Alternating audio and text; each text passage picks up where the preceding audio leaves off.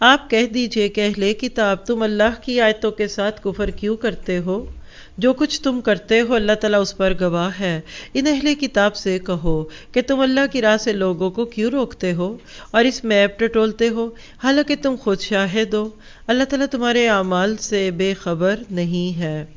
اب اس بارے میں آپ گنتے جائیے، شروع ہو گیا سلسلہ۔ غیر مسلم اسلام اور مسلمانوں کے بارے میں کیا جذبات رکھتے ہیں، لیکن شروع میں آپ کو وجہ بتا دی ہے۔ یہ کوئی نئی بات نہیں ہے، یہ تھا، ہے اور قیامت تک رہے گا۔ میں آپ اس کو بدل نہیں سکتے۔ کل وہاں کعب بن مالک اور نبی صلی اللہ علیہ وسلم کے ارد گرد رہنے والے جو جگہیں تھی وہاں یہ ساری سازشیں ہوتی تھیں۔ مدینہ میں سب سے زیادہ اللہ کے نبی پر قاتلانہ حملے ہوئے۔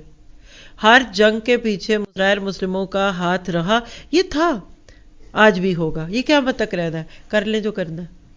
آپ کیا کریں؟ سیلاب آ رہا ہے، وہ تو آئے گا، آپ بند باندھیے۔